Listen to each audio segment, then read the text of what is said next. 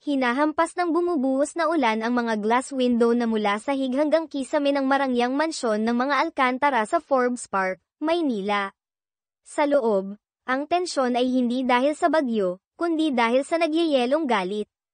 Si Doña Victoria Alcantara, ang makapangyarihang matriarch ng Alcantara Holdings, ay tuwid na nakatayo, kumikislap ang kanyang mga diamante sa malamig na liwanag, ang kanyang mukha ay isang maskara ng paghamak.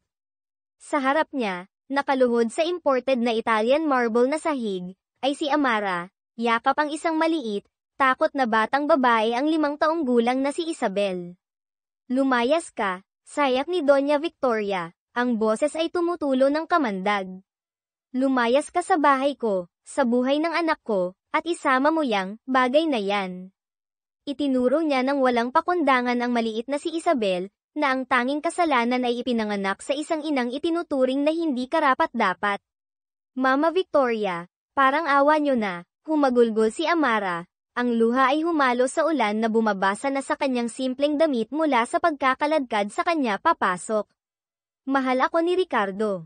Apo ninyo si Isabel. Paano ninyo? Flak. Umalingaw-ngaw sa malawak na silid ang tunog ng palad ni Doña Victoria na dumapo sa pisngi ni Amara. Marahas na napapiksi si Isabel, isinubsob ang mukha sa basang palda ng ina. Pagmamahal. Tumawa si Doña Victoria, isang magaslaw at nakakairitang tunog. Nagkamali lang sandali ang anak ko. Naakit sa hamak mong ganda. Pero naiintindihan na niya ang tungkulin niya ngayon. Ang mga Alcantara ay nagpapakasal sa kapwa Alcantara, o sa kauri nila. Hindi sa mga taga-tinda sa kalsada. Nakilala ni Amara si Ricardo nang madalas itong pumunta sa flower market kung saan siya tumutulong sa pamilya. Marumi ang dugo mo, mababa, dudungisan mo ang aming angkan. At ang batang ito, idinure niya ang salita, ay magiging palagi ang paalala ng kanyang pagkakamali. Kailangan kanyang makalimutan, agad-agad. Si Ricardo Alcantara, anak ni Doña Victoria at asawa ni Amara, ay nakatayong naninigas malapit sa engranding hagdanan, mapatla at nanginginig. Hindi niya magawang salubungin ang mga mata ni Amara na nagmamakaawa. Dinurog siya ng bakal na kalooban ng kanyang ina. Dalhin mo siya, Mang Jun, utos ni Doña Victoria sa head security guard, na halatang hindi komportable ngunit sumunod. Marahan niyang sinubukang akayin si Amara patayo. At ang bata po, nag-aalangang tanong ni Mang Jun. Pati siya, ayokong makita silang dalawa kahit kailan.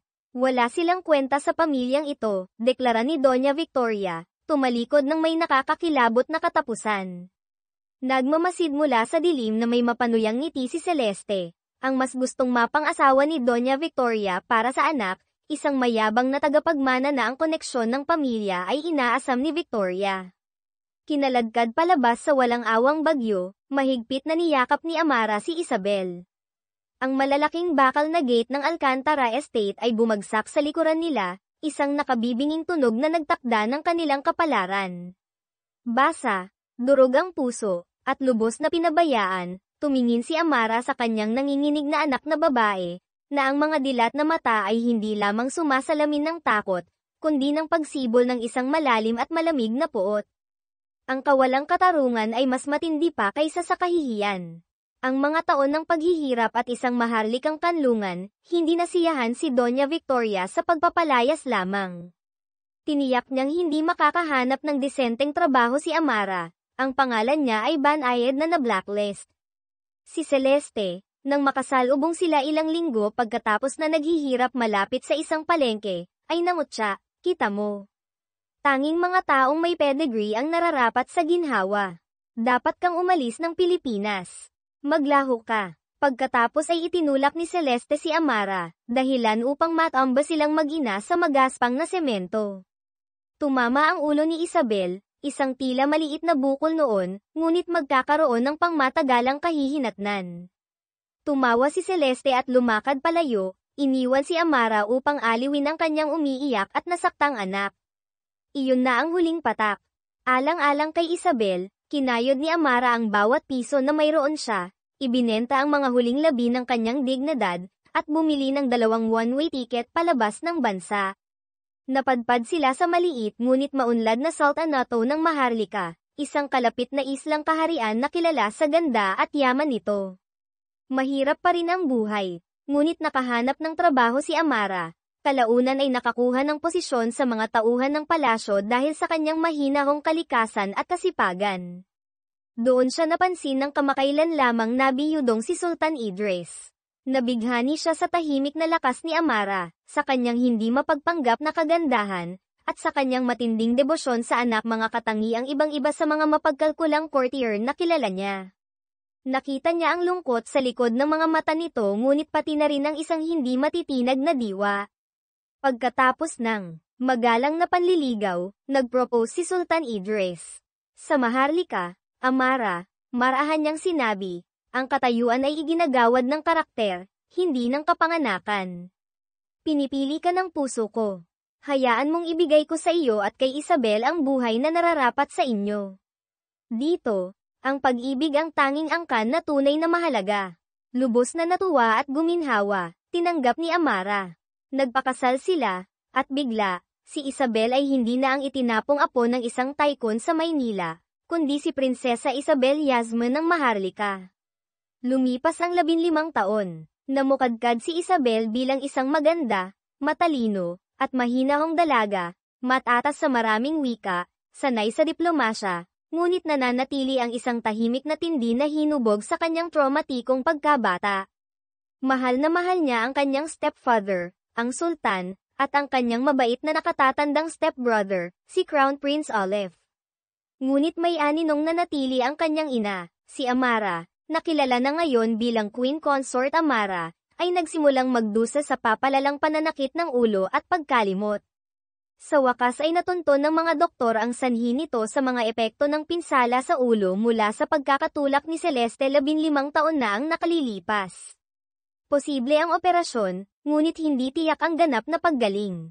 Ang makita ang kanyang inang nagdurusa, mahina at marupok dahil sa kalupitang ipinataw sa kanila, ay muling nagpaalab sa malamig na galit na ibinaon ni Isabel sa loob ng maraming taon.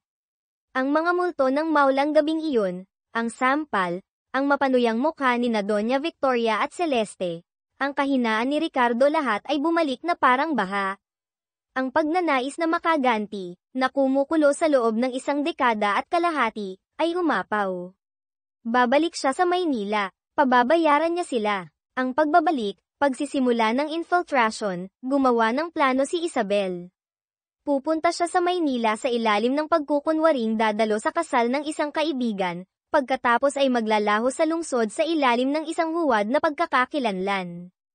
Sa nag-aatubiling pagpapala at malaking tulong pinansyal ni Prinsipe Olive, gumawa siya ng bagong pagkakakilanlan, si Isabel, Cruz, isang matalino, masigasig, bagong nagtapos na estudyante ng business mula sa isang hindi gaanong kilalang unibersidad sa probinsya, kumpleto sa isang detalyadong peking resume.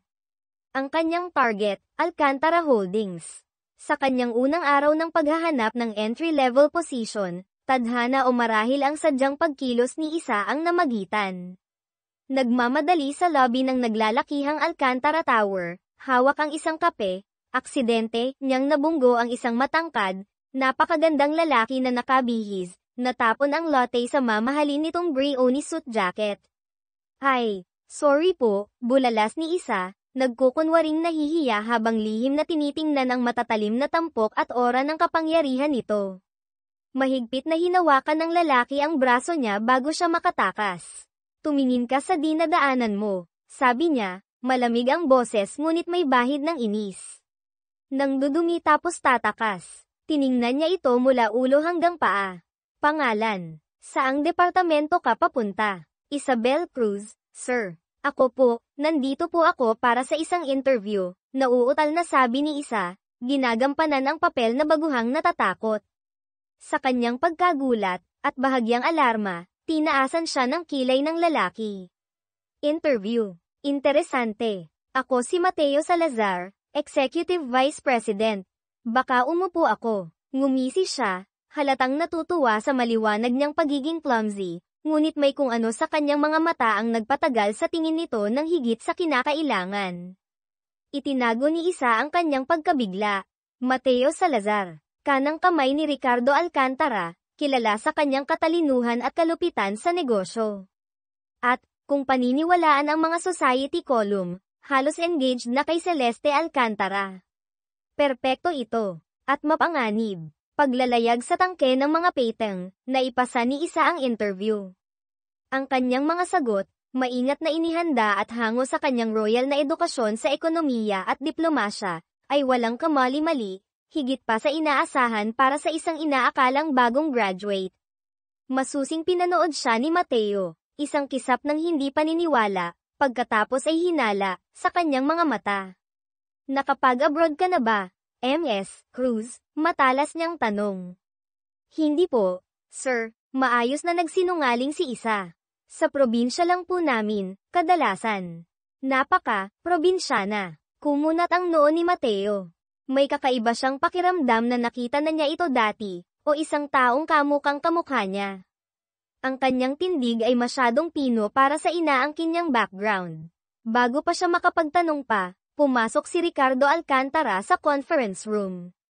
Mateo, kailangan nating pag-usapan ang quarterly reports. Napigil ang hininga ni Isa. 15 taon. Nandoon siya, ang kanyang ama. Mas matanda, may mga linya ng stress sa paligid ng mga mata, ngunit hindi may kakailan na siya iyon. Tiningnan siya nito ng basta-basta, nag-alok ng isang magalang ngunit malayong. Ango, malinaw na walang pagkilala. Ang pamilyar na kirot ng pagiging invisible sa kanya ay tumama sa kanya, ngunit agad niya itong itinago. Tandaan ang plano, sabi niya sa sarili. Hindi niya deserve ang luha mo. Determinado na makisama agad, ginugol ni Isa ang kanyang libreng oras sa pagbabasa ng mga libro tungkol sa corporate culture at mga tungkulin ng sekretarya sa isang malaking bookstore. Nakita siya ulit ni Mateo doon. Ms. Cruz, sabi niya, ginulat siya. Akala ko ba pumasa ka sa interview? Bakit nagbabasa ka pa ng ganito? O baka naman, hindi ka gaanong nagsabi ng totoo tungkol sa experience mo. Ang tono niya ay nanunukso, ngunit matalas ang kanyang mga mata. Habang nag-uusap sila, isang mabigat na libro ang umuga sa mataas na estante sa itaas ni Isa. Bago pa siya makakilos, kumilos si Mateo ng may nakakagulat na bilis. Hinayla siya palapit sa kanya gamit ang isang braso habang inaabot ang libro gamit ang isa pa upang patatagin ito. Sa isang sandali, magkaharap sila, naghahalo ang hininga, ang lapit niya ay hindi inaasahang nakakabagabag at nakakaakit. Nabasag ang sandali ng isang matinis na boses. Mateo, anong ginagawa mo kasama siya?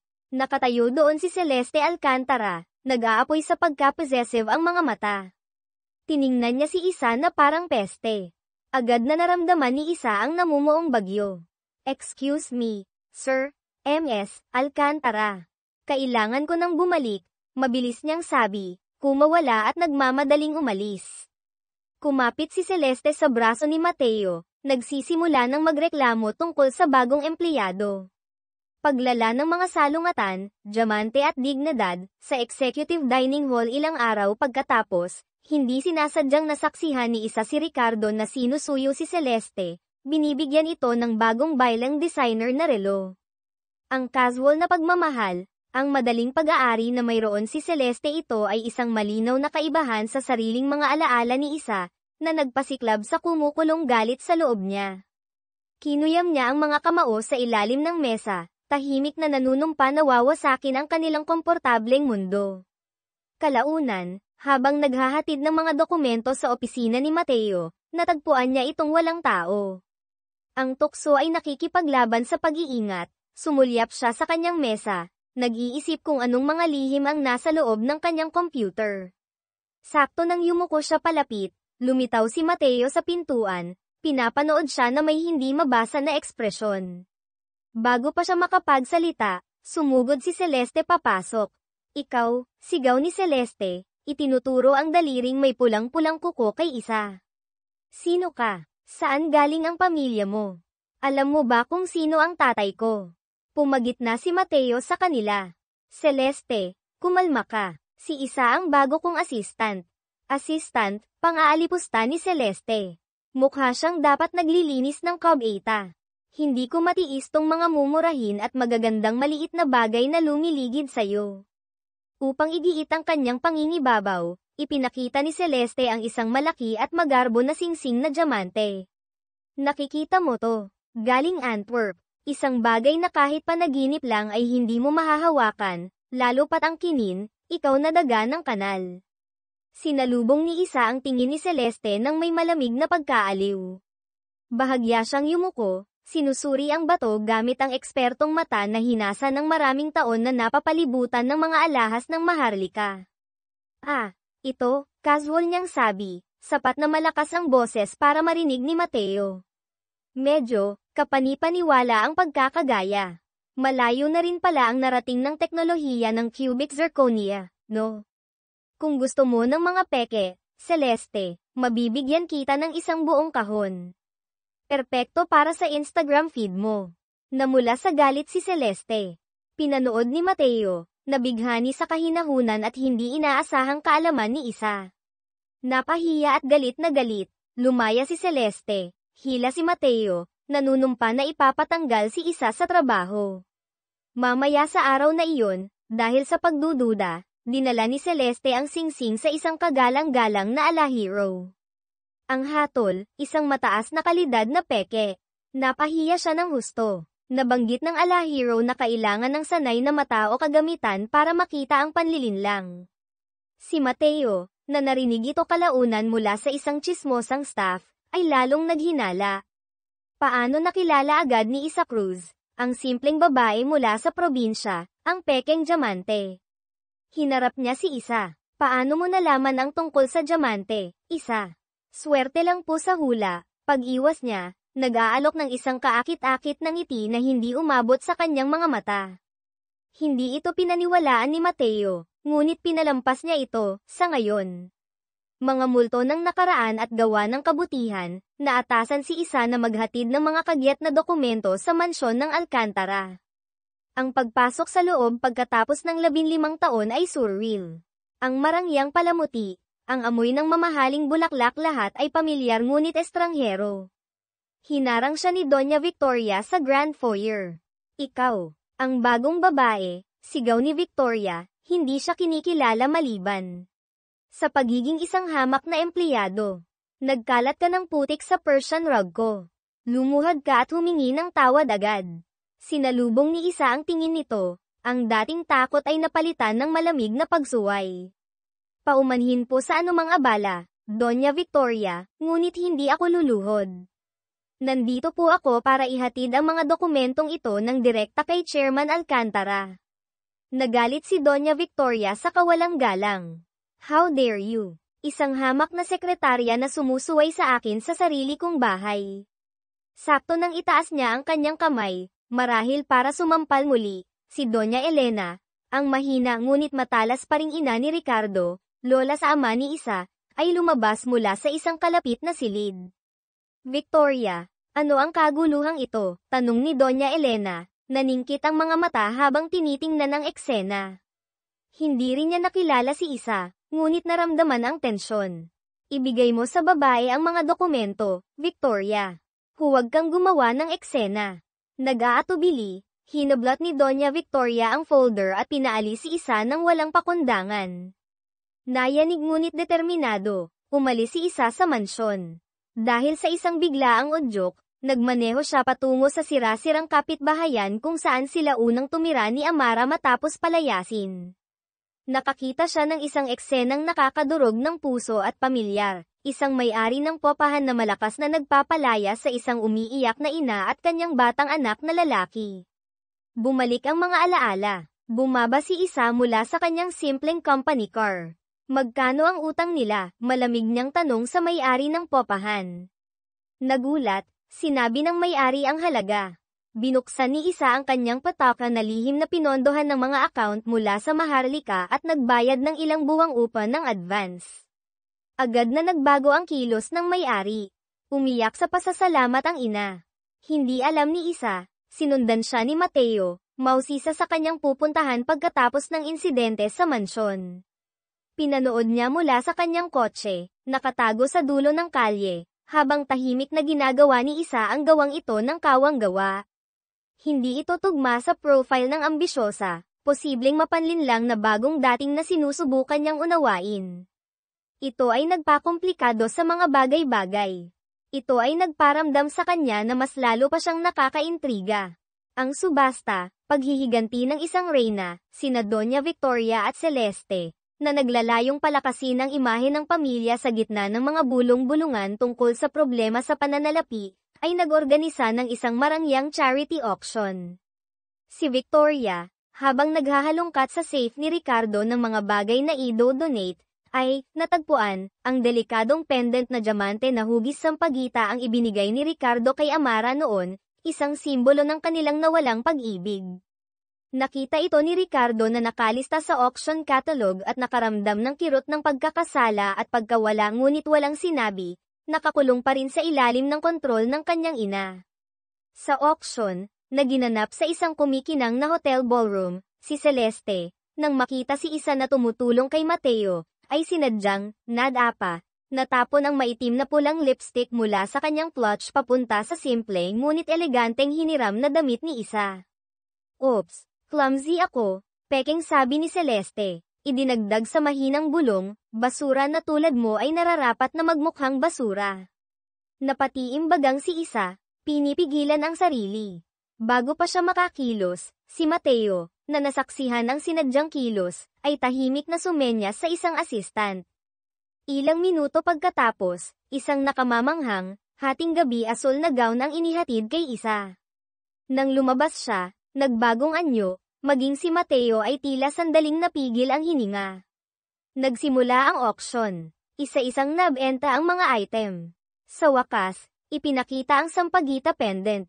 Nagsimula ng mahinahon ang bidding. Nanood si Ricardo, naguguluhan. Ngumisi si Doña Victoria, nasiyahan sa simbolikong pagbura kay Amara. Mukhang naiinip si Celeste. Patuloy na tumaas ang presyo. Pagkatapos, sakto nang isasara na ng auctioneer, isang malinaw na boses ang umalingaw-ngaw mula sa likuran kung saan nakatayo si Isa sa tabi ni Mateo. 200,000 dolyar. Isang kolektibong hininga ang pumuno sa silid. Lahat ng mata ay napalingon kay Isa Cruz, ang hindi kilalang assistant. Napanganga si Celeste. Nanlaki ang mga mata ni Doña Victoria sa hindi paniniwala. Mukhang natigilan si Ricardo. Sold, sigaw ng auctioneer. Hinampas ang gavel. Pagkatapos, kinorner ni Celeste si Isa. Nagyayabang ka ba? Munting walang kwenta. Sinusubukang makuha ang atensyon gamit ang perang halatang wala ka.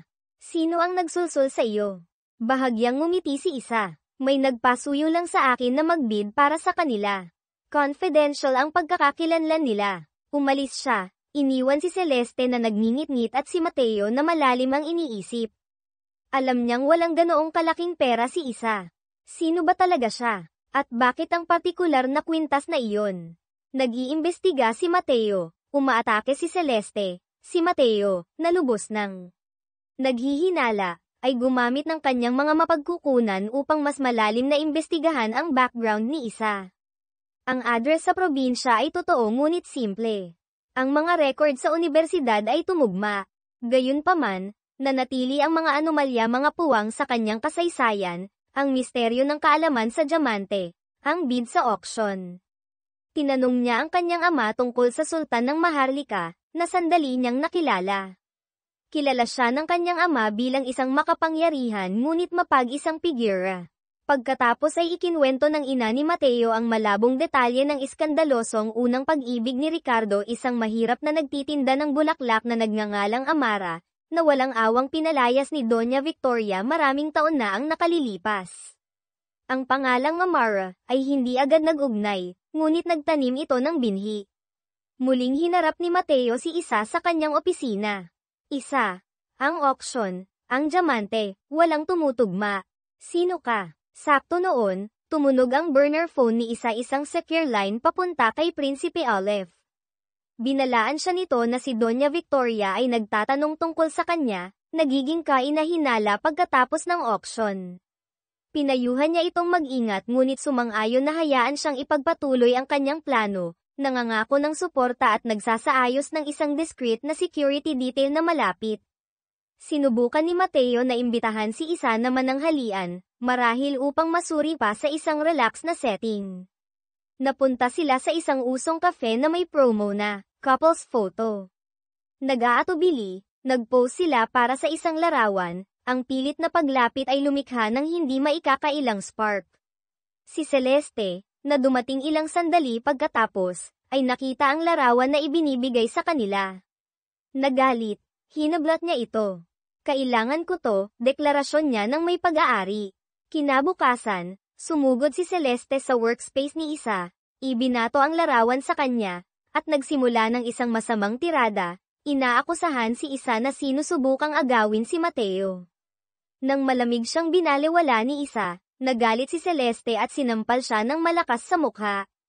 Sa eksaktong sandaling iyon, pumasok sina Ricardo, Doña Victoria, at iba pang mga executive. Agad na humagulgol si Celeste, ginagampanan ng papel na biktima. Ininsulto niya ako, tinakot niya ako, tiningnan ng masama ni Doña Victoria si Isa. Si Ricardo, na gustong iwasan ang karagdagang kaguluhan, lalo na't naroroon ang kanyang ina, ay bumantong hininga. Isa, marahil mas mabuti kung magpahinga ka muna. Indefinitely, tinanggal niya ito sa trabaho. Habang iniimpake ni Isa ang kanyang iilang gamit, hinaranggan siya ni Doña Victoria. Ito ay para sa pagtawid sa aking pamilya, sayak niya, nagbigay ng isa pang matalas na sampal. Hindi kumibo si Isa, nag-aapoy sa nakakulong na galit ang kanyang mga mata. Hindi pa ito tapos, naisip niya. Mayabang na kinuha ni Celeste ang desk ni Isa, mas malapit kay Mateo. Gayunpaman, nabagabag si Mateo. Alam niya ang pagiging pabago-bago ni Celeste. Tahimik niyang hiniling sa kanyang sariling pinagkakatiwala ang assistant na kontaken si Isa at ayusin ang isang pribadong pagpupulong sa isang neutral na lokasyon. Naghihintay si Isa sa itinakdang kafe, ngunit hindi dumating ang assistant ni Mateo. Sa halip, isang lalaking mukhang magaspang ang lumapit sa kanyang mesa, sinusubukang pilitin siyang uminom, bumubulong tungkol sa pagsasaya. Sakto nang hawakan nito ang kanyang braso, sumugod si Mateo papasok. Naramdaman niyang may mali nang iulat ng kanyang assistant na misteryosong naantala ito. Isang maikli at brutal na away ang naganap. Ang thug, na napagtantong higit pa sa kaya si Mateo, ay tumakas. Inayos mo ba to? Tanong ni Isa, nanginginig ngunit galit. Hindi itinanggi ni Mateo ang pag-aayos ng pagpupulong, bagaman hindi ang pag-atake. Ginugulo ni Celeste ang buhay mo dahil sa akin, pag-amin niya. Gusto kong humingi ng tawad, at alukin ka ng trabaho. Bilang aking personal na executive assistant.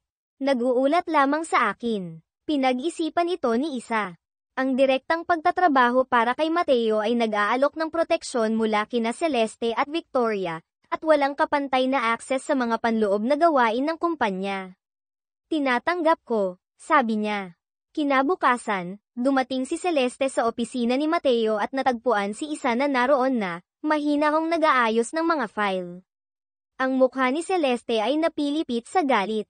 Sumugod siya, ngunit madaling naiwasan siya ni Isa. Dumating si Mateo. Celeste, malamig niyang sabi, nagtatrabaho na si Isa para sa akin ngayon. Kung hindi ka maaaring maging propesyonal, lumayo ka sa opisina ko. Sakto noon, dumating sina Ricardo at ang sariling ama ni Mateo, isang pangunahing shareholder sa Alcantara Holdings, para sa isang pagpupulong.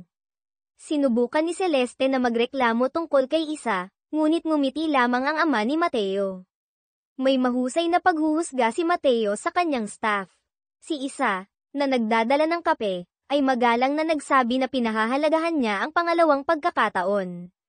Tahimik na, nagngit-ngit si Celeste. Naiinis, tumakbo si Celeste kay Doña Victoria, na agad na nagmarcha patungo sa bagong workspace ni Isa. Sabihin mo ang presyo mo, hiling ni Victoria, inilabas ang isang checkbook.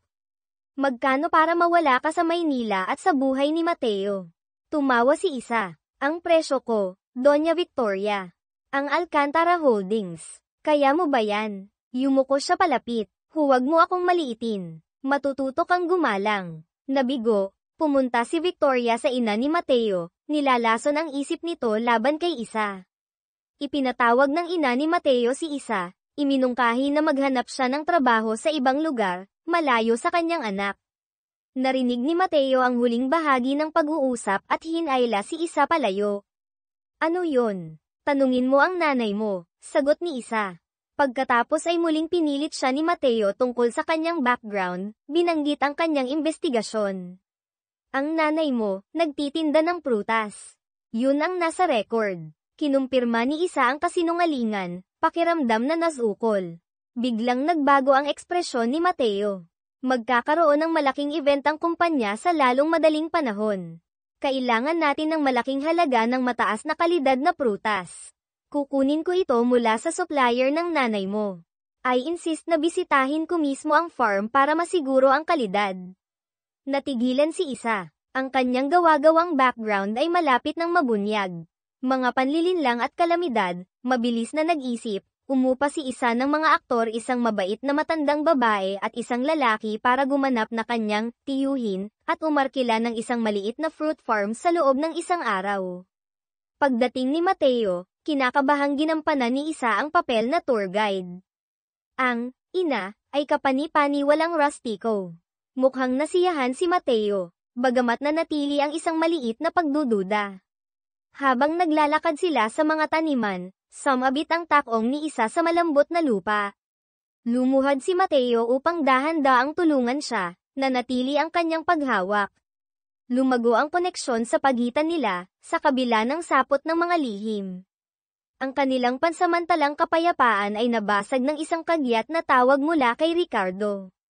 Isang malaking shipment ng mga pyesa ng alahas, na nagkakahalaga ng milyon-milyong piso, ay tinanggihan ng isang pangunahing internasyonal na kliyente dahil sa mga isyu sa kalidad.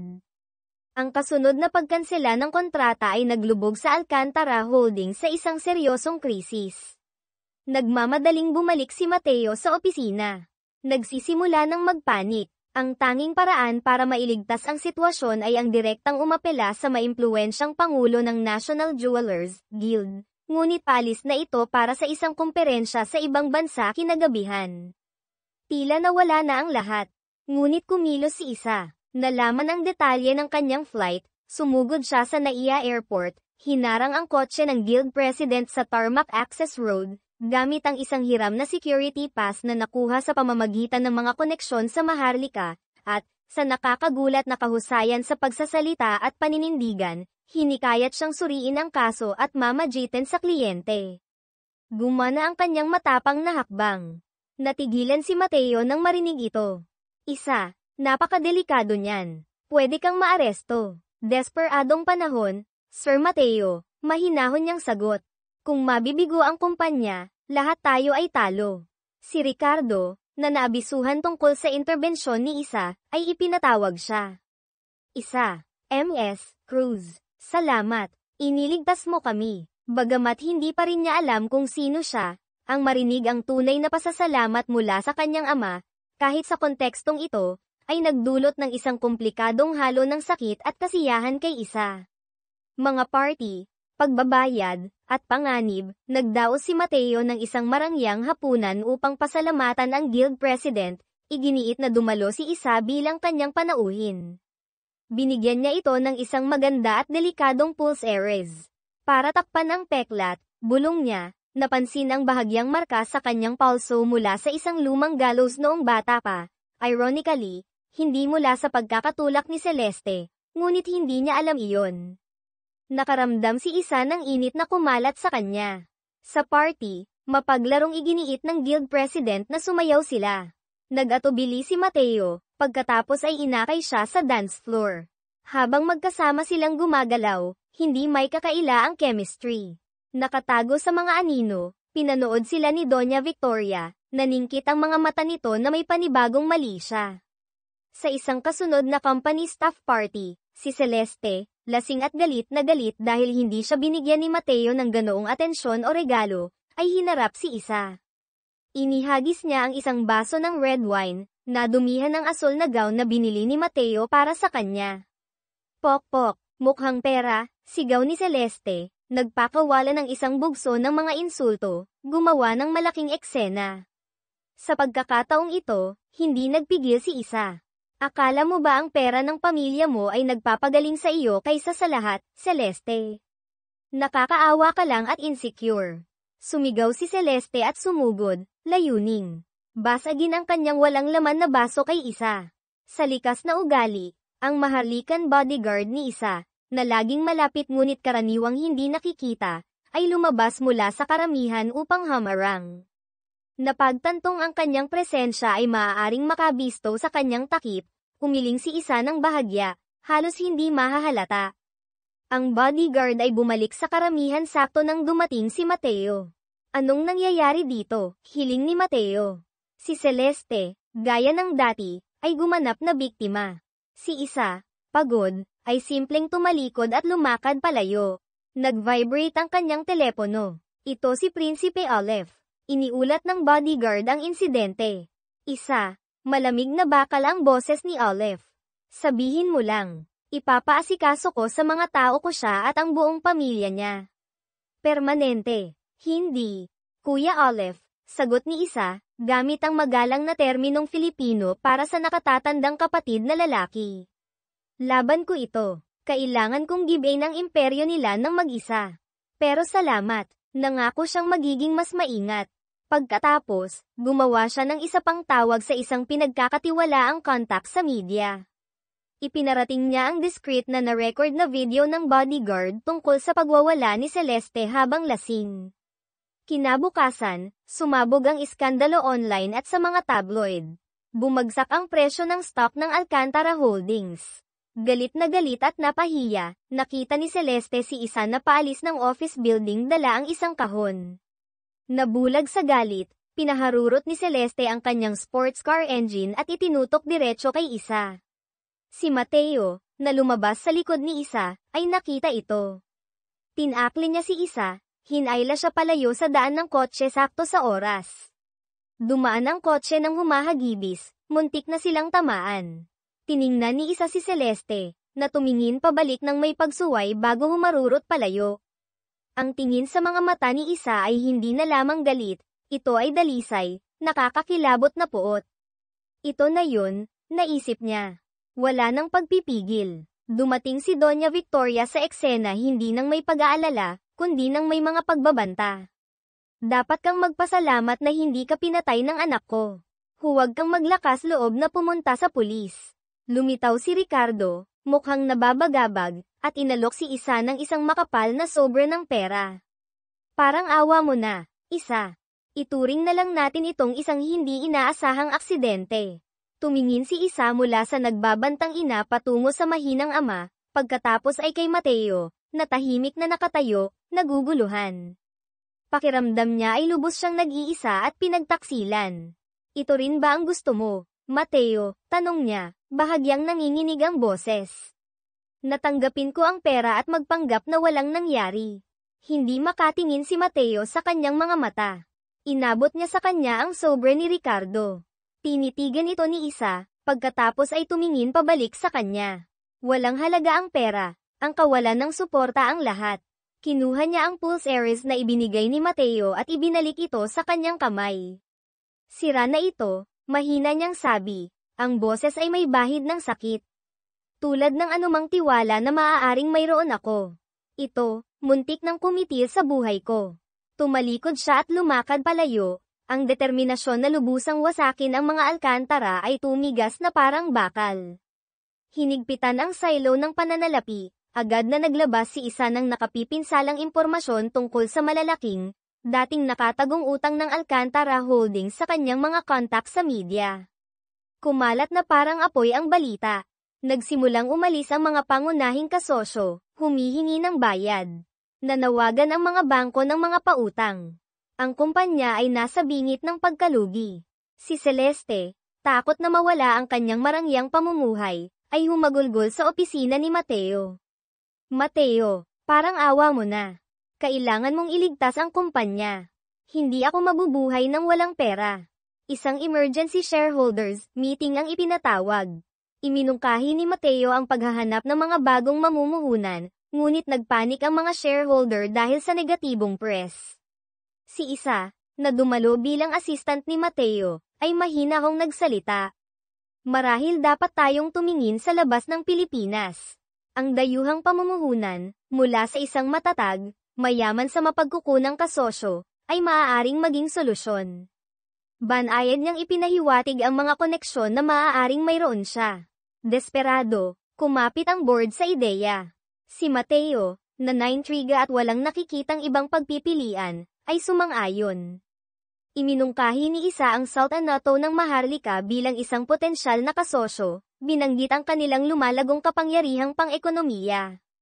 Inatasan ni Mateo si Isa na gawin ang mga paunang hakbang at sumang-ayon na kailangan nilang personal na maglakbay doon upang masiguro ang kasunduan. Lihim na ngumiti si Isa. Perpektong nasa tamang landas ang ikalawang yugto ng kanyang plano. Ngunit ang pagpunta sa Maharlika kasama si Mateo, mapapanatili kaya niya ang kanyang lihim na pagkakakilanlan sa sarili niyang kaharian. Paglalakbay sa Maharlika, mga lihim at pagkislap, sa paglalakbay. Patungong Maharlika, si Isa ay sobrang mapagbantay, nakasuot ng malalaking salaming pang-araw at pinananatiling mababa ang profile. Napansin ni Mateo ang kanyang hindi pangkaraniwang pag-iingat. Pagdating doon, lumayo si Isa upang lihim na makipagkita kay Prinsipe Aleph. Tiniyak niya sa kanya na siya na ang bahala sa lahat. Tinitiyak na mananatiling protektado ang kanyang pagkakakilanlan habang inaayos ang mga kinakailangang pagpupulong para kay Mateo sa ilalim ng pagkukunwari ng mga karaniwang diplomatikong channel. Mag-focus ka lang sa plano mo, kapatid, sabi niya, ngunit mag-ingat ka kay Mateo na iyan. Nakikita ko ang paraan ng pagtingin niya sa iyo. Si Mateo naman, ay nakita si Isa na taimtim na nakikipag-usap sa isang gwapo at may awtoridad na lalaki, si Aleph, na hindi niya nakilala sa labas ng konteksto, mula sa malayo. Isang kirot ng selos ang gamulat sa kanya. Ito ba ang kumpidensyal na kontak na nabanggit niya? Sa kabila ng umiiral na tensyon, ang ibinahaging layunin at kakaibang lokasyon ay naglapit kina Isa at Mateo. Nang ginawin si Isa sa malamig na hangin sa gabi, walang salitang ipinatong ni Mateo ang kanyang jacket sa kanyang mga balikat. Kung hindi ka komportable, mahirap mag-concentrate sa negosyo, paliwanag niya ng magaspang, bagamat ang kanyang mga mata ay nagpapakita ng mas malalim na pag-aalala. Nag-aalala ka ba tungkol sa deal? Tanong ni Isa. Ang deal? Oo, pag-amin ni Mateo, ngunit mas tungkol sa iyo. Ang hindi inaasahang kahinaan sa kanyang boses ay nagpatibok sa puso ni Isa. Sa pamamagitan ng mga opisyal na channel na inayos ni Aleph, nakakuha si Mateo ng pulong sa pinuno ng Maharlikan Jewelers Association, na pagkatapos ay nagrekomenda ng pulong kay Crown Prince Aleph mismo, binanggit ang interes ng prinsipe sa mga potensyal na malakihang pamumuhunan. Pagdating ni na Mateo at Isa sa itinakdang lugar ng pagpupulong, isang pampublikong pavilion, naganap ang sakuna. Biglang lumitaw ang mga armadong lalaki, nagpaputok, malinaw na target si Prinsipe Aleph na kara-rating lamang ng hiwalay. Sumiklab ang kaguluhan. Si Mateo, na agad na kumilos ng may sanay na reflexes na hindi kailanman pinaghihinalaan ni Isa, ay hinawakan siya, pinagsanggalang siya gamit ang kanyang katawan, at ay nalalayan sila sa gitna ng nagpapanik na karamihan patungo sa medyo ligtas na lugar sa likod ng isang haligi. Ang kanyang kahinahunan sa ilalim ng putukan ay nakakagulat. Mabilis na na-neutralize ng mga Royal Guard ni Prinsipe Aleph ang mga umatake. Nayanig ngunit hindi nasaktan, tiniyak ni Aleph na sina Mateo at Isa ay may hatid pabalik sa kanilang hotel sa ilalim ng mahigpit na bantay. Protektahan ang prinsesa sa lahat ng gastos. Tahimik niyang iniutos sa kanyang kapitan, tumango patungo kay Isa, isang utos na hindi narinig ni Mateo. Bago sila maghiwalay, huminto si Mateo sa pinto ni Isa. I-lock mo ito. Huwag mong buksan para sa kahit sino, mahigpit niyang tagubilin, ang mga mata ay naghahanap sa kanya ng may pag-aalala. Magandang gabi, Isa. Ang pagpupulong ay inilipat sa mahigpit na binabantayang palasyo ng hari. Pagpasok nila, isang tagapaglingkod sa palasyo ang likas na yumuko ng mababa kay Isa bago napigilan ang sarili. Naningkit ang mga mata ni Mateo. Iyon ay hindi ang paggalang na ipinapakita sa isang hamak na assistant. Mabilis na inilihis ni Prinsipe Aleph ang atensyon, nagtanong tungkol sa mga detalye ng panukala sa pamumuhunan. Kalaunan, kinausap ni Aleph si Mateo ng pribado. Maayos ang panukala, sabi niya. Ngunit ang isang makabuluhang pamumuhunan na tulad nito ay nangangailangan ng due diligence. Magpapadala ako ng isang team sa Maynila upang personal na siyasatin ang Alcantara Holdings. Kung maayos ang lahat, magpapatuloy tayo. Pagkatapos ay idinagdag niya, tinitingnan si Mateo ng may katalinuhan, napakahusay mong humawak sa sarili mo sa insidente kahapon. Hindi reaksyon ng isang ordinaryong negosyante. Matatag na sinalubong ni Mateo ang tingin nito. Nasa panganib pa rin ang assistant ko. Hindi ko siya may iwan. Hindi mukhang kumbinsido si Olive ngunit pinalampas ito. Muling sumama kay Isa, ibinalita ni Mateo ang tungkol sa inspection. Umuusad na ang deal. Nang matapos ang kanilang opisyal na gawain, mayroon silang isang araw bago ang kanilang flight pabalik. Ginalugad nila ang masiglang kabisera ng Maharlika. Ang tensyon sa pagitan nila ngayon ay isang malinaw na halo ng hinala, atraksyon, at ibinahaging panganib. Ang mga linya ay lumalabo, mabilis. Pagpapakasal, pagkakasilo, at paglala, bumalik sila sa Maynila at sinalubong ng balitang pasabog na naghihintay kay Mateo. Formal na inanunsyo ng kanyang ina at ni Doña Victoria ang kanyang pagpapakasal kay Celeste. Isang marangyang engagement party ang pinlano para sa katapusan ng linggo. Nagalit si Mateo, hindi man lang siya kinonsulta. Gayunpaman, si Celeste ay tuwang-tuwa, nagyayabang na sa lahat tungkol sa kanyang katayuan. Personal niyang inimbitahan si Isa sa engagement party, malinaw na layuning. Ipagmalaki ang kanyang tagumpay. Sa ilalim ng matinding panggigipit mula sa kanyang ina, na binanggit ang karangalan ng pamilya at mga alyansa sa negosyo, nag-aatubiling pumayag si Mateo na ituloy ang party. Ngunit ang kanyang kilos ay nagyayelo. Sa marangyang kaganapan, halos hindi niya hinawakan si Celeste. Nang tanungin ng isang society reporter kung ang pagpapakasal ay isang strategic merger para iligtas ang pabagsak na Alcantara Holdings, maayos na nagsinungaling si Doña Victoria, kalokohan. Ito ay pulos tungkol sa pag-ibig at pagsasama ng dalawang tapat na pamilya. Naiinis, biglang hinayla ni Mateo ang kanyang kamay mula kay Celeste at lumakad palayo, sinabing may kagyat na negosyo, iniwan si Celeste na napahiya sa harap ng lahat. Si Celeste, galit na galit, ay kinorner si Isa kalaunan, ipinapakita ang malaking engagement ring. Nakikita mo to, akin na siya ngayon, lumayo ka, munting ahas. Tinaasan lang ni Isa ng kilay. Ang engagement ay hindi kasal, Celeste. Kahit ano pwedeng mangyari. Hinanap ni Mateo si Isa kalaunan, gustong magpaliwanag. Isa, tungkol sa engagement, wala akong pakialam kung sino ang pakasalan mo, Sir Mateo. Malamig na putol ni Isa, bagamat kumikirot ang puso niya. Sakto noon, ipinatawag ni Ricardo si Isa. Humanga sa kanyang mga koneksyon sa Maharlika. Gusto niyang makuha ang kanyang input sa paghahanda para sa paparating na pagbisita ng inspeksyon ni Prinsipe Olive. Narinig ito ni Doña Victoria at iginiit na si Celeste, bilang hinaharap na ginang ng bahay at fiancé ni Mateo, ay dapat nakasamang mamuno sa mga paghahanda kasama si Isa. Nag-aatubiling pumayag si Ricardo. Sa mga pulong ng pagpaplano, patuloy na sinubukang pahinain ni Celeste si Isa, nagmumungkahi ng hindi naangkop na mga venue o menu. Mahinahong pinabulaanan ni Isa ang bawat mungkahi, binabanggit ang mga kilalang kagustuhan ni Prinsipe Olive, na nalaman mula sa mga taon ng pamumuhay kasama niya. Paano mo nalaman ang napakaraming bagay tungkol sa kanya, kaina-hinalang hiling ni Celeste? Casual na nagtanong si Mateo, may karelasyon ba ang prinsipe? Sumagot si Isa, walang seryoso, na lalo lamang nagpasigla sa ambisyon ni Celeste na makuha ang royalty. Dumating si Prinsipe Olive sa Maynila kasama ang kanyang delegasyon. Si Celeste, na sobra ang bihis at sobrang pamilyar, ay nagbigay sa kanya ng isang girlanda ng sampagita, sinadyang hindi gamitin ang tradisyonal na magalang na pagtawag, tulad ng Your Highness. Nanatiling magalang si Olive ngunit malayo. Sa pananghaliang pagtanggap, nagpaalam si Olive, sinabing may mga opisyal na tawag, at lihim na nakipagkita kay Isa sa mga hardin. Magulo ang kumpanyang ito, Isa, buntong hininga niya. Kung hindi dahil sa pagtulong sa iyo, hindi ako mag-i-invest ng kahit isang piso. At ang Mateo mo, engaged. Pinapakomplikado nito ang mga bagay. Hindi siya Mateo ko, kuya, tahimik na sabi ni isa. Ang kanilang pag-uusap ay namataan mula sa malayo ni Celeste. Nakitang umalis si Olive, hinarap niya si isa.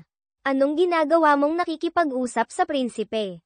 Isang hamak na sekretarya ay walang lugar, marahil, maayos na sabat ni isa, mas gusto lang ni His Highness ang tunay na pag-uusap kaysa sa pekeng pambabala. Sakto noon, dumating si Mateo. Nakita si isa at narinig ang matalas niyang tono, at nasasaktan pa rin sa naunang pagtanggi nito at sa sarili niyang selos tungkol kay Olive, sinadya niyang ilagay ang braso sa baywang ni Celeste. Handa ka na bang umalis? Mahal, tanong niya nang may diin, hindi pinapansin si isa.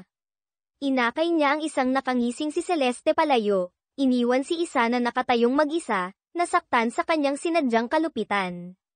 Mabilis ang inspeksyon ni Olive, karamihan ay pormalidad lamang, dahil naibigay na ni isa sa kanya ang tunay na data. Inanunsyo niya sa publiko ang kanyang positibong impresyon at intensyong tapusin ang pamumuhunan sa lalong madaling panahon, na iligtas ang Alcantara Holdings. Si Celeste, na naniniwalang nakukuha niya ang loob ni Olive, ay masayang sinabi kay Doña Victoria na mas gusto niya ngayon ang prinsipe kaysa kay Mateo. Si Victoria, na nakakita ng landas tungo sa mas mataas pang katayuan, ay hinikayat siya. Pagkatapos ay nilapitan ni Victoria si isa, binalaan siyang lumayo sa parehong sina Olive at Mateo, muling ininsulto ang kanyang anyo at pinagmulan. Nasaksihan ni Mateo ang pagpapalitang ito, hindi mabasa ang kanyang ekspresyon. Hinarap niya si isa pagkatapos, nasasaktan pa rin. Nakikipaglaro ka sa akin at sa prinsipe, bumaril pabalik si isa, marahil dapat kang mag-focus sa fiancé mo. Si Celeste naman, ay nag-ayos ng isang pribadong biyahe sa yate kasama si Olive, ipinaalam muna sa mga paparazzi. Mga larawan nila na mukhang magkalapit, bagamat maingat na distansya ang pinanatili ni Olive, ay kumalat sa mga gossip site. Nagalit si Olive tungkol sa nakaorkestrang paglabas ng balita. Gayunpaman, lihim na pinalaki ni Doña Victoria ang kwento, umaasang mapipilit si Olive. Natuklasan ni Ricardo ang kanyang pakikialam. At mariing hindi sumang-ayon, ngunit pakiramdam na walang magawa. Binisita ni isa si Olive, tinutokso siya tungkol sa pagiging pinaka-eligible na bachelor ng Maynila. Hindi naman, pang-aalipusta ni Olive. Ang ganyang uri ng babae ay mas bagay sa fiancé mo. Ang salitang fiancé ay muling tumusok kay isa. Si Mateo, na dumating upang makita si Olive na paalis sa pansamantalang tirahan ni isa, na inayos ni Olive para sa seguridad, ay lubos na na-misinterpret ang eksena. Ang kanyang selos ay tumigas na naging malamig na galit. Pagdukot, pagbubunyag, at resulta, nang makita ang video na umiiyak na ipinakita ni Celeste sa kanya tungkol kina Mateo at Olive na tila nagtatalo dahil kay isa, isang maling interpretasyon, nagpa siya si Doña Victoria na gumawa ng marahas na aksyon. Kinontak niya ang mga taong nasa dilim, inupahan sila para dukutin si isa. Gawin siyang mawala, hindi problema ang pera. Gamit muli ang telepono ng assistant na si Sachi, na mabilis niyang ninakaw, nag-text si Victoria kay isa, magkita tayo mamayang gabi, sa dati nating lugar malapit sa bay. Urgent, si isa, bagamat bahagyang naghihinala, ay pumunta. Samantala, sinusubukan ni Mateo na tawagan si Sachi, na hindi sumasagot. Sa wakas ay nakausap niya ito, at kinumpirma ni Sachi na hindi siya nagpadala ng mensaheng iyon. Napagtantong si isa ay papunta sa isang patibong, sumugod si Mateo patungo sa lugar ng bay. Dumating siya sakto ng dalawang lalaki ang pilit na isinasakay si isa na nagpupumiglas sa isang walang markang van. Sumugod si Mateo sa kanila. Dahil nahasa ang kanyang mga kasanayan sa lihim na pagsasanay, bahagi ng kanyang nakatagong background, lumaban siya ng mabangis. Na-disable niya ang isa, ngunit bumunot ng baril ang isa pa. Bigla, si isa, na nakakita ng pagkakataon, ay sinipa ang mga binti ng gunman kaya ito natamba. Tumakas sila, hindi siya iniuwi ni Mateo. Hindi ligtas, sasama ka sa akin, sabi niya, nagmamaneho patungo sa isang liblib na pribadong vilya na pag-aari niya sa labas ng lungsod. Pagpasok sa loob, nawala ang adrenaline. Sige, Isa Cruz, O kung sino ka man, sabi ni Mateo, mapanganib na tahimik ang boses. Tapos na ang mga kasinungalingan. Nag-imbestiga ako. Hindi nagtitinda ng prutas ang nanay mo, iyon ay isang palabas. Ang kaalaman mo, ang mga koneksyon mo, ang mga pag-atake sa iyo. Walang may katuturan. Sino ka ba? Pakiramdam ni Isa ay nakulong siya. Ang pagbubunyag ng katotohanan ngayon ay maaaring mapahamak ang lahat. Kailangan niya ng oras. Nagkulong siya sa isang silid tulugan. Kailangan kong tumawag, sigaw niya sa pinto.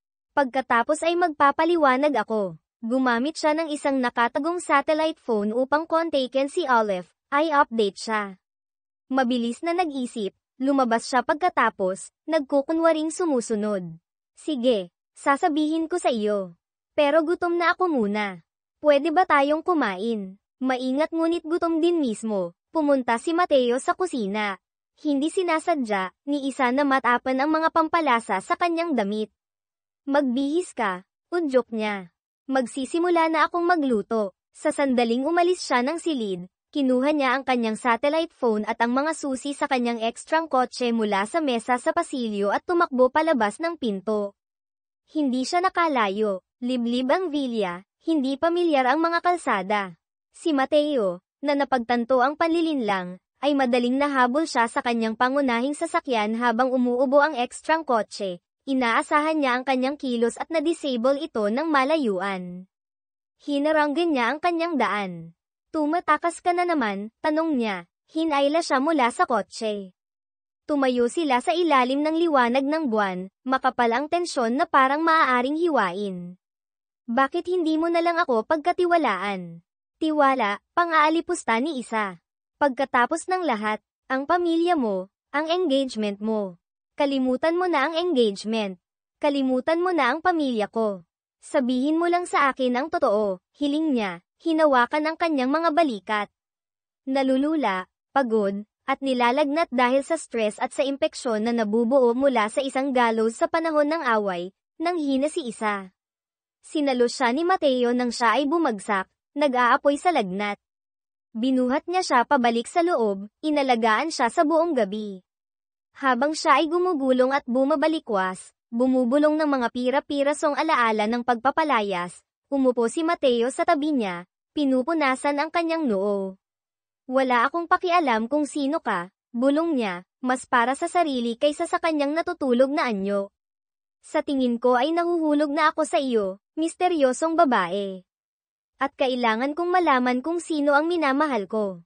Nagising si Isa kinabukasan. Mahina ngunit malinaw ang isip, upang makita si Mateo na natutulog sa isang upuan sa tabi ng kama.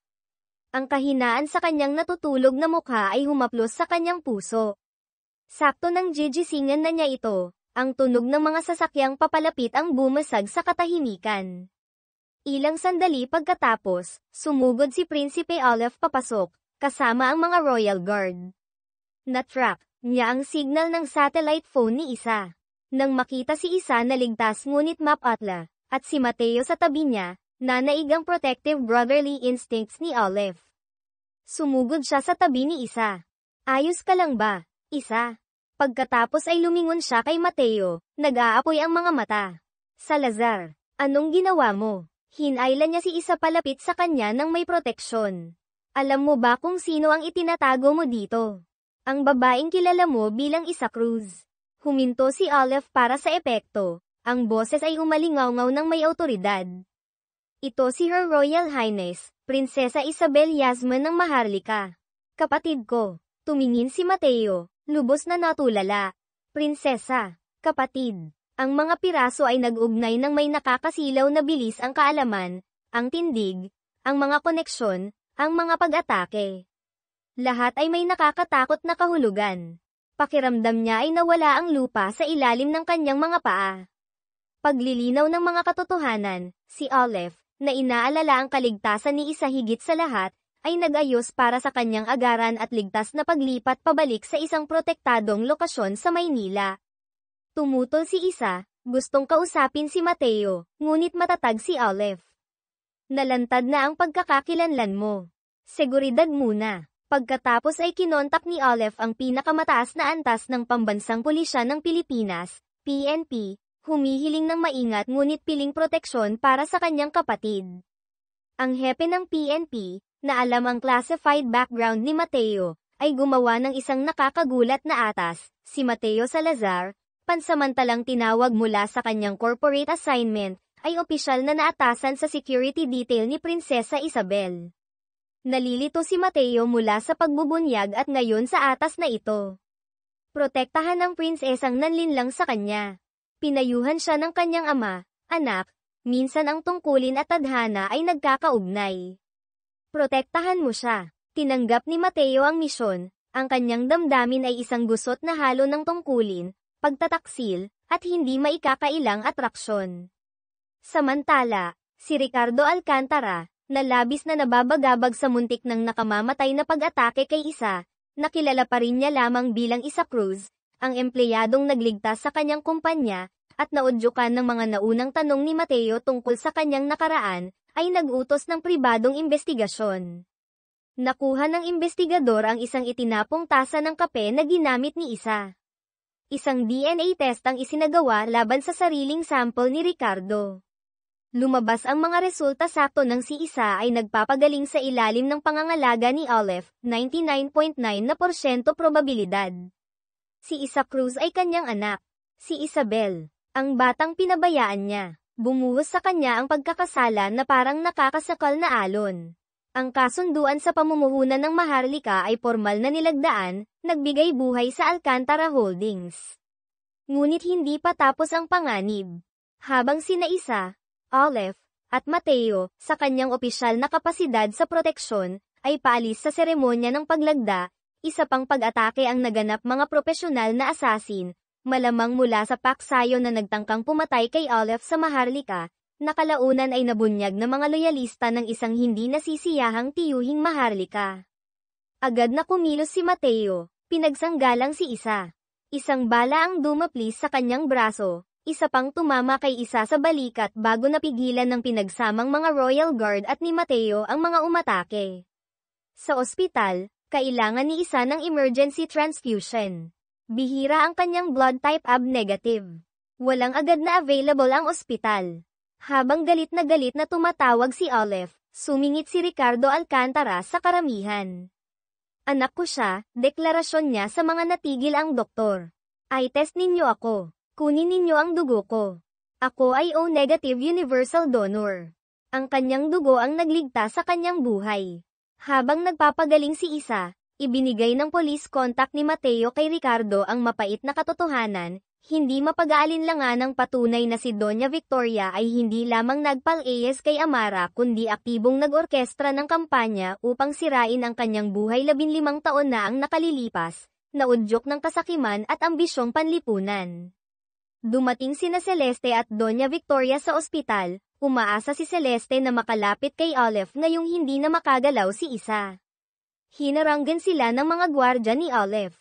Ano ang ginagawa ng isang prinsesa na nakikisalamuha sa mga hamak na taong ito, mayabang na hiling ni Victoria.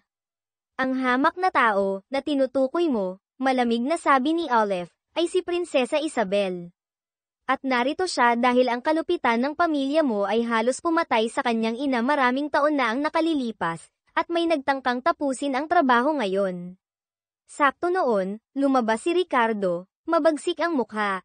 Hinarap niya si Victoria ng direkta. Ikaw iyon. 15 taon na ang nakalilipas. Pinalayas mo si Amara at ang anak ko. Sinira mo ang buhay nila. May patunay ako. Namutla si Doña Victoria. Bago pa siya makatanggi, si Amara, na lumipad agad pagkarinig ng pamamaril, ay lumitaw. Victoria, tahimik na sabi ni Amara, puno ng lungkot ang boses, hindi galit. Ang tanging gusto ko lang ay kapayapaan. Bakit? Si Victoria, na nasukol, ay bumalik sa kamandag. Dahil basura ka. Ikaw at ang batang iyan ay hindi kailanman nararapat sa pangalang Alcantara. Bigla, humakbang si Doña Elena, nanginginig sa galit ang kanyang mahinang katawan. Sinampal niya si Victoria ng malakas. Lahat ng mga taon na ito. Nagsinungaling ka sa akin. Nilason mo ako laban kay Amara, laban sa sarili kong apo. Lumayas ka sa paningin ko. Si Victoria, na sa wakas ay nabisto at nasira, ay napaatras. Tiningnan siya ni Ricardo nang may lubos na paghamak. Umalis ka, ina. Ngayon na. Sinubukang sumunod ni Celeste, ngunit pinigilan siya ni Ricardo. Manatili ka. Anak pa rin kita, ngunit marami kang dapat sagutin. Tumakas si Victoria mula sa ospital nang may kahihiyan. Kalaunan, marahang sinabi ni Olive kay Isa na si Ricardo ang nag-donate ng dugo na nagligtas sa kanya. Pagkatapos ay lumapit si Ricardo sa kanyang kama, tumutulo ang luha sa kanyang mukha. Isabel, anak ko, mapapatawad mo ba ako? Naging mahina ako, duwag. Lubos kong binaygo ka at ang nanay mo. Walang dahilan. Ngunit parang awa mo na, hayaan mo akong subukang bumawi. Tiningnan ni Isa ang kanyang ama, tunay na nakikita ang kanyang pagsisisi. Tiningnan niya si Amara, na marahang tumango. Ang galit na nagtulak sa kanya ng napakatagal ay nagsimulang hamupa, napalitan ng isang pagod na kirot. Papa, bulong niya, ang salita ay parang banyaga ngunit tama. Isang marupok na tigil putukan ang nabuo. Pagpili ng kinabukasan, si Celeste, na nahaharap sa malamig na galit ng kanyang ama at sa kahihiyan ng pamilya, ay bumisita kay Isa, nag-aalok ng isang umiiyak at tila taos-pusong paghingi ng tawad. Naging selosa ako, spoiled, masama. Pwede ba tayong maging magkapatid? Nanatiling maingat si Isa ngunit hindi siya tuwirang tinanggihan. Gayunpaman, isang bagong komplikasyon ang lumitaw. Ang kawalang tatag sa politika sa isang kalapit na rehiyon ay nangangailangan sa Maharlika na bumuo ng isang estratehikong alyansa. Ang iminungkahing solusyon, ang pagpapakasal ni Prinsesa Isabel Yasmin sa koro ng prinsipe ng bansang iyon. Marahang ipinakita ni Amara ang sitwasyon kay Isa. Titiyakin nito ang kapayapaan para sa Maharlika, anak. Pakiramdam ni Isa ay naguguluhan siya. Ang kanyang paghahanap ng paghihiganti ay parang walang kabuluhan ngayon. Nagsisimula na ang pagkakasundo, at hindi may kakaila ang kanyang damdamin para kay Mateo. Gayunpaman, ang kanyang tungkulin sa Maharlika, ang kahariang nagligtas sa kanya, ay mabigat na pasanin. Gumawa siya ng isang masakit na desisyon, isasakripisyo niya ang kanyang personal na kaligayahan para sa kanyang kaharian.